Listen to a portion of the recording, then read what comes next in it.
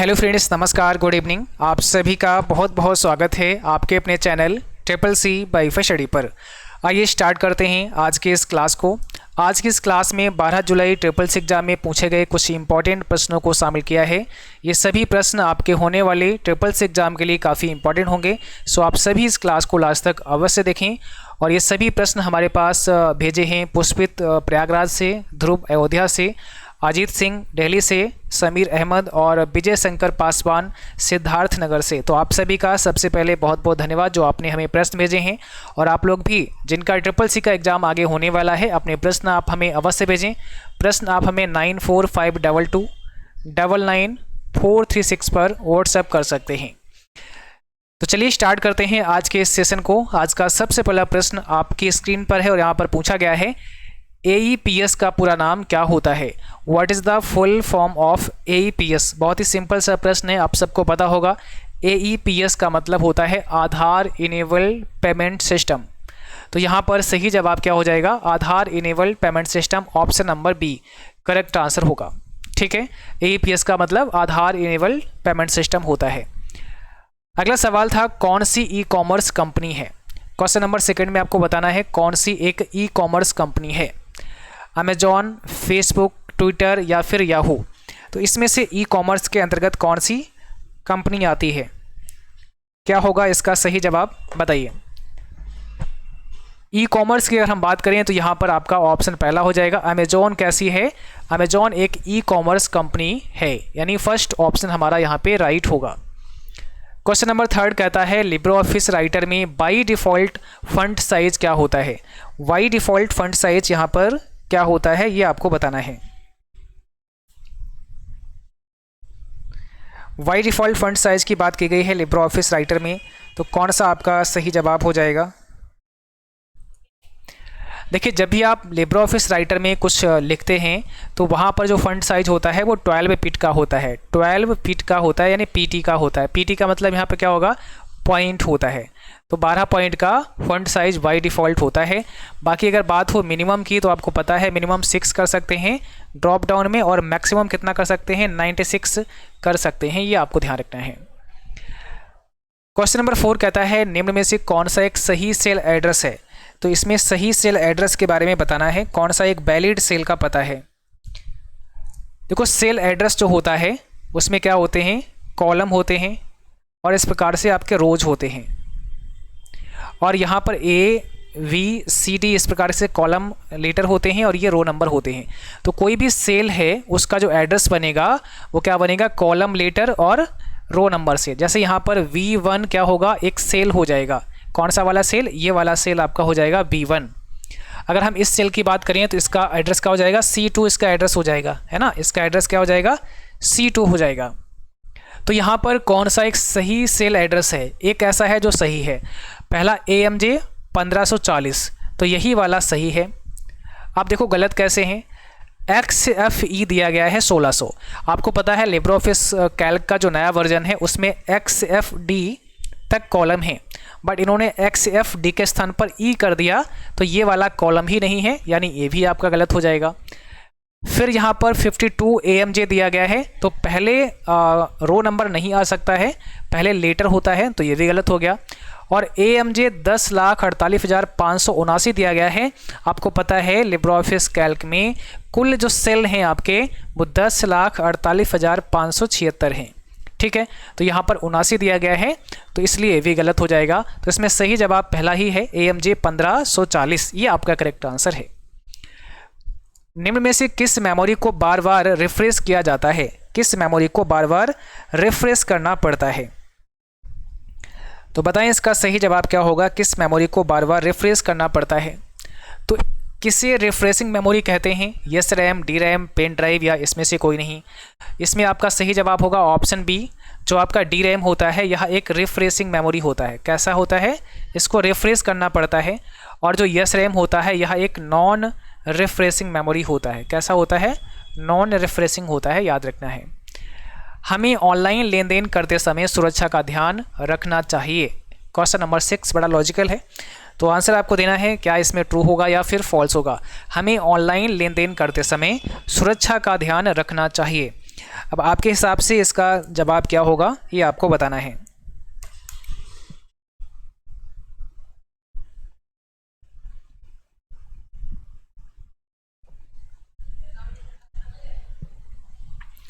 तो यहाँ पर आपका सही जवाब क्या हो जाएगा, हमें ऑनलाइन लेन देन करते समय सुरक्षा का ध्यान रखना चाहिए, बिल्कुल रखना चाहिए। ऑप्शन हमारा यहाँ पे पहला करेक्ट हो जाएगा। ठीक है, तो फर्स्ट ऑप्शन यहाँ पे आपका करेक्ट होगा। ऑनलाइन सामान खरीदते समय किसके प्रयोग से उसका मूल्य कम हो जाता है? ये काफ़ी एक अलग टाइप सा प्रश्न दिया गया है जो बच्चे ने हमारे पास भेजा, सेम ऐसे ही भेजा था। ऑनलाइन सामान खरीदते समय किसके प्रयोग से उसका मूल्य कम हो जाता है? तो यहाँ पर सही जवाब आपको देना है, क्या हो जाएगा?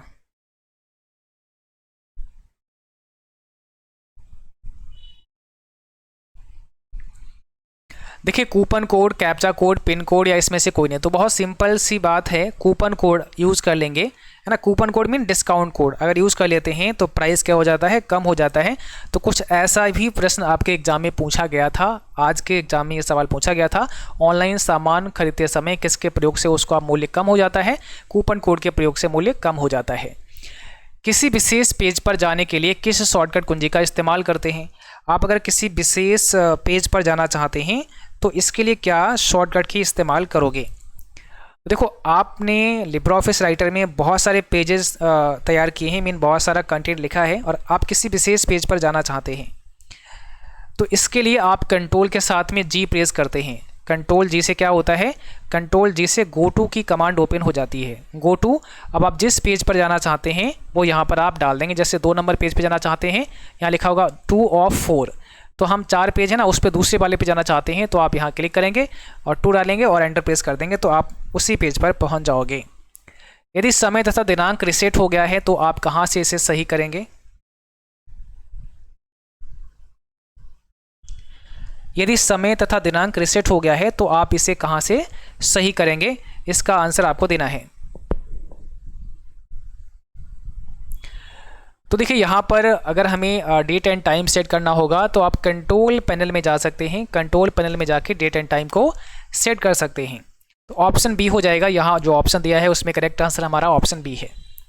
अगला सवाल है, बिजली चले जाने पर कंप्यूटर का सारा डेटा डिलीट हो जाता है, यह किस मेमोरी का उदाहरण है?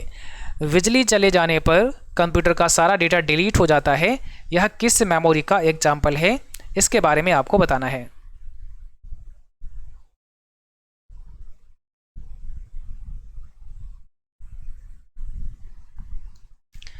तो यहाँ पर आपका जो सही जवाब होगा वो क्या होगा?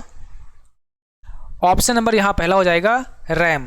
बिजली चले जाने पर किस मेमोरी का डेटा डिलीट हो जाता है? क्योंकि आपको पता है रैम जो है आपका, जैसे रैंडम एक्सेस मेमोरी कहा जाता है, यह एक टेम्परेरी मेमोरी है, यानी यह एक वोलेटाइल मेमोरी है।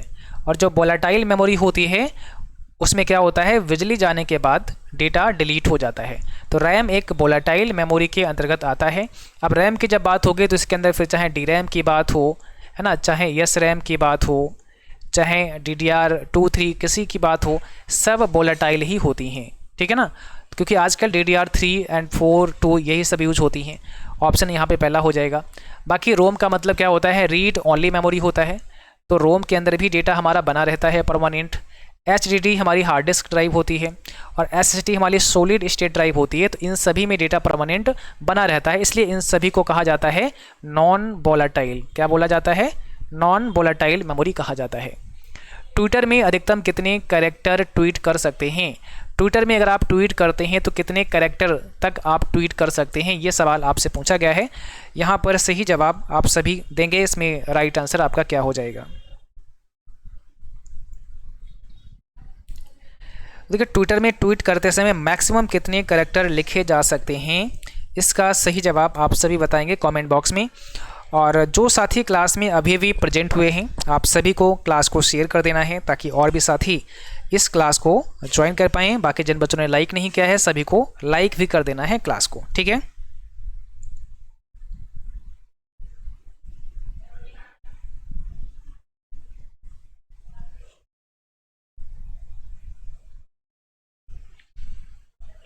तो देखिए, यहाँ पर अभी आपका जो सही जवाब होगा वो क्या हो जाएगा? ऑप्शन नंबर सी हो जाएगा, 280।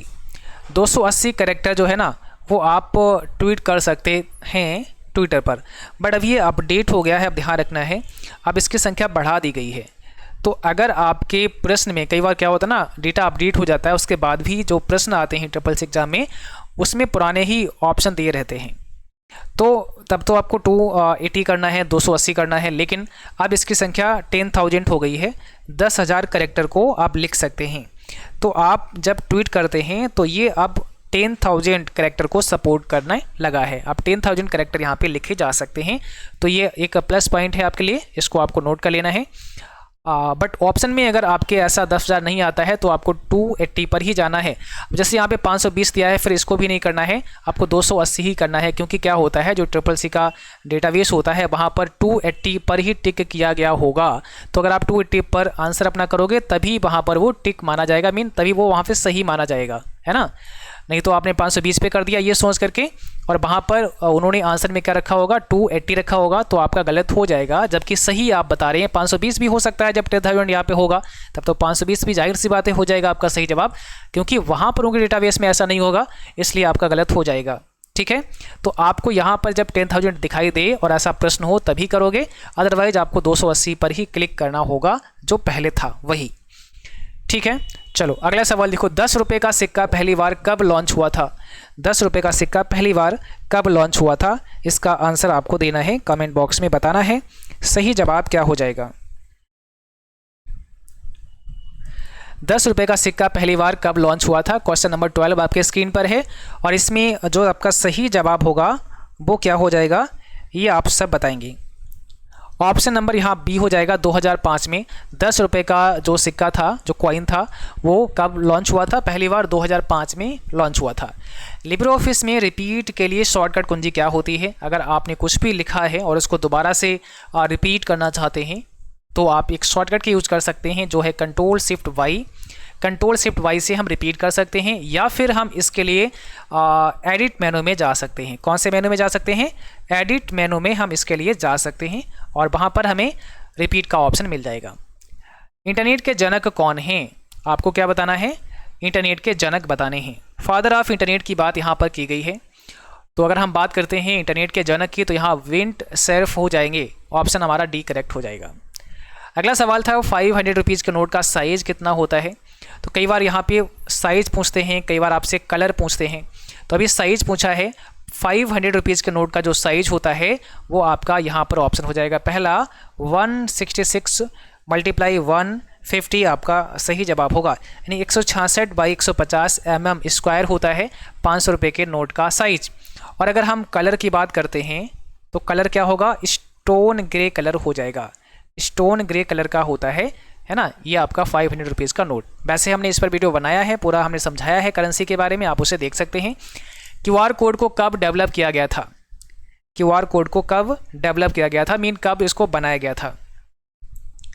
तो ऑप्शन हमारा यहाँ बी हो जाएगा, 1994 में बनाया गया था। क्यूआर का फुल फॉर्म भी आपसे आ सकता है, तो क्विक रिस्पांस कोड होता है, क्विक रिस्पांस कोड होता है क्यूआर का फुल फॉर्म। ठीक है, क्विक यहाँ पे ई बना है, क्विक रिस्पांस कोड।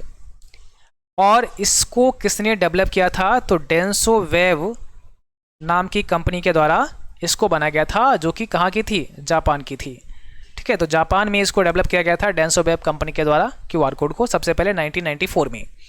क्या माउस की बाईं कुंजी को दाईं तथा दाईं कुंजी को बाईं कर सकते हैं? माउस का जो लेफ्ट बटन है उसको राइट बना सकते हैं और राइट बटन को लेफ्ट बना सकते हैं, क्या ऐसा पॉसिबल है? तो बिल्कुल ऐसा पॉसिबल है, आप लेफ्ट को राइट एंड राइट को लेफ्ट कर सकते हैं।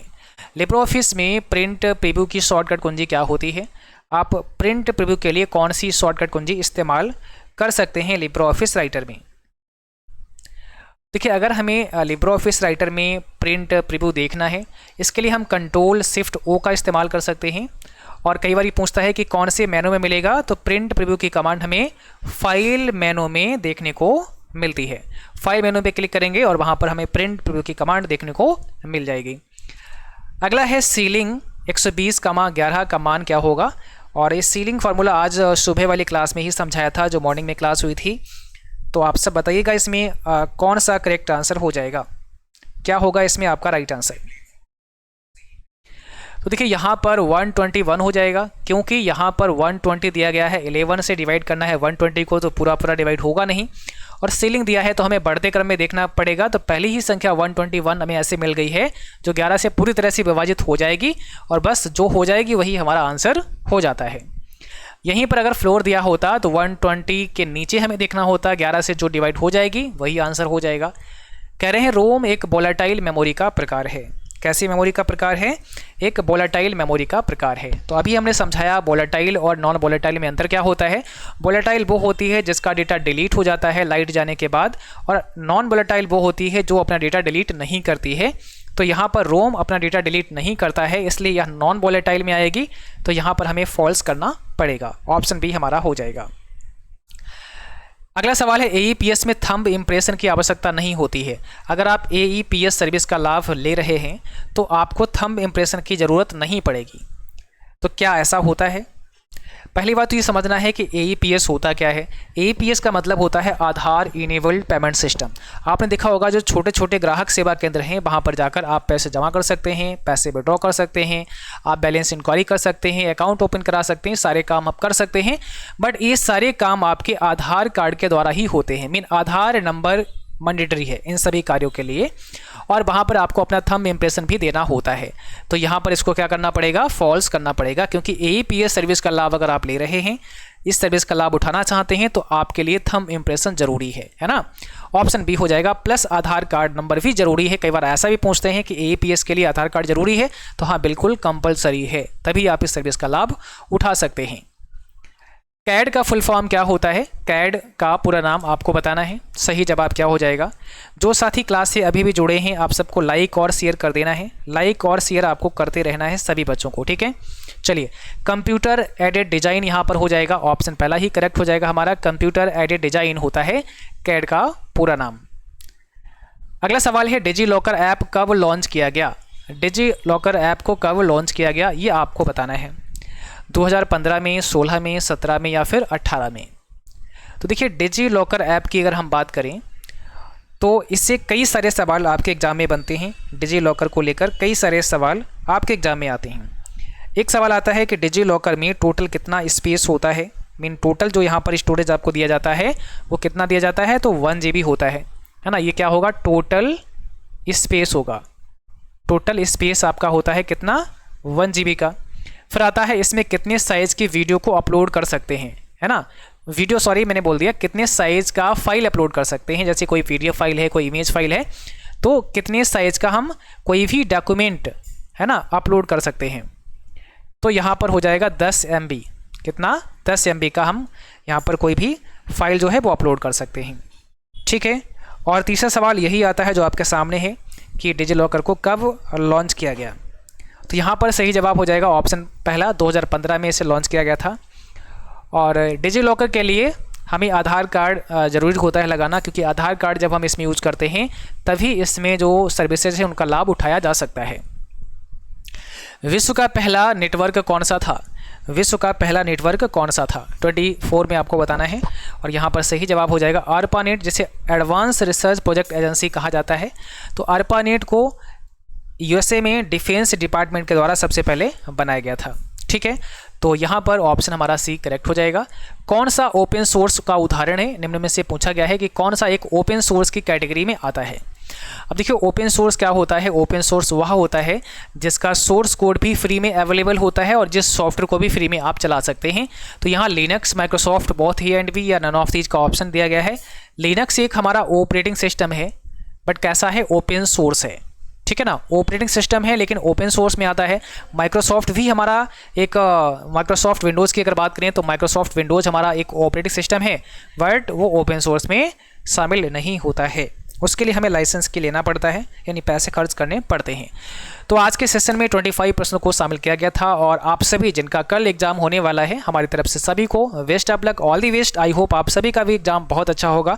जो भी प्रश्न आपके एग्जाम में आपको याद रहे, आप उन प्रश्नों को हमारे इस व्हाट्सएप नंबर पर सेंड कर सकते हैं। 9452299436 पर आप लोग भेज सकते हैं। और इस क्लास का PDF भी आप सभी डाउनलोड कर सकते हैं। PDF आप सभी हमारे मोबाइल एप्लीकेशन पर जाकर भी डाउनलोड कर सकते हैं। आपको CCC BIFACD मोबाइल एप्लीकेशन पर जाना है। उसके बाद में जैसे एप्लीकेशन में जाएंगे आपको दिखेगा एक फ्री नोट्स का सेक्शन।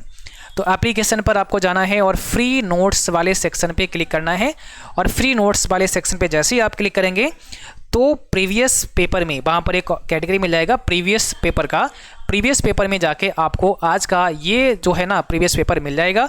इसके साथ साथ आप वेबसाइट पर जाकर के भी प्रीवियस पेपर को डाउनलोड कर सकते हैं। तो CCC वाईफाई स्टडी का मोबाइल एप्लीकेशन सभी के पास होगा।